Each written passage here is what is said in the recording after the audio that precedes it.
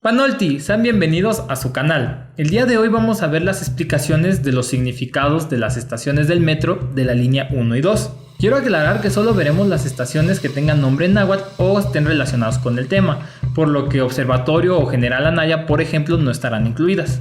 Y las pronunciaciones van a estar en náhuatl, no en español, por si llegan a pensar que suena raro es por esto. Sin más introducción, comencemos.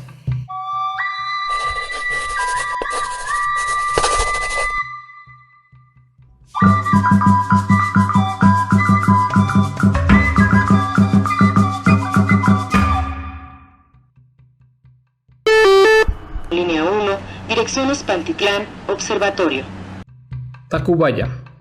La estación le debe su nombre al antiguo pueblo de Atlacahuayan, el cual pasó a formar parte de la Ciudad de México a principios del siglo XX.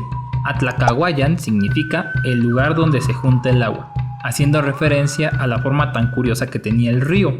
El cántaro con agua de la imagen hace referencia a su nombre náhuatl original. Y ahora, ¿de dónde salió Tacubaya? Fácil, dejemos que ellos lo expliquen. Nican Atlacahuayan. Tacubaya decid. Agmo. Atlacahuayan. Por eso, joder, Tacubaya. Agmo Tacubaya. Nican Atlacahuayan. Pero si estamos diciendo lo mismo, tío, Tacubaya. A mí en lo particular me recordó algo. The shape of water. La forma del agua. La forma del agua. La forma del agua. Las flipantes aventuras de Joaquín, el humanoide sardina. ¡Coño!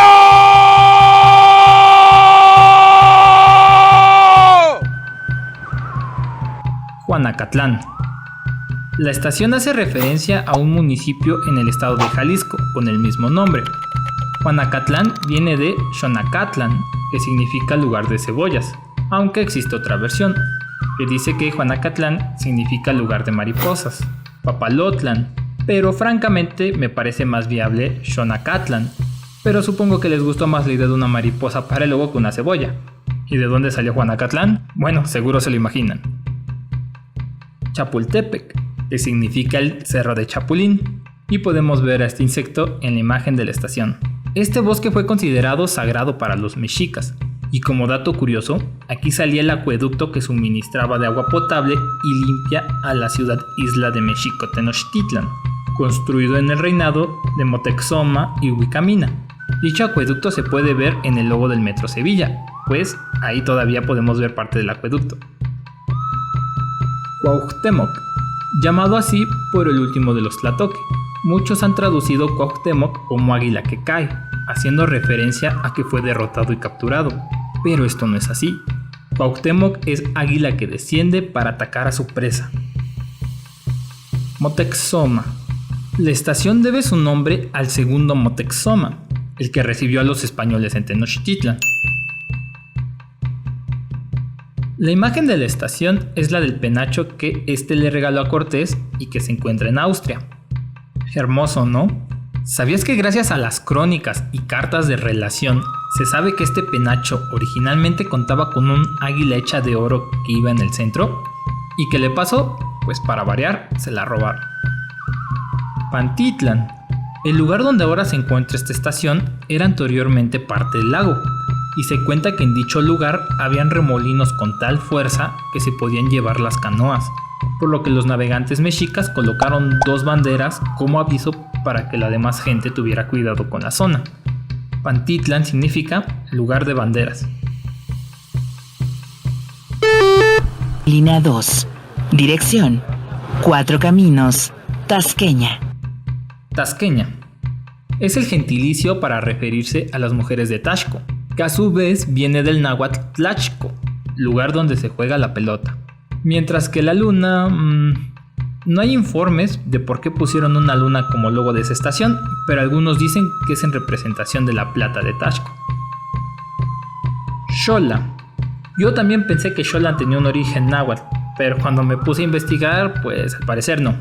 El nombre de Xola es una deformación del apellido Xola, dueño de un rancho de la región. Y la palmera es porque literalmente antes había una palmera muy grande ahí. Nombre, unos genios. Pino Suárez.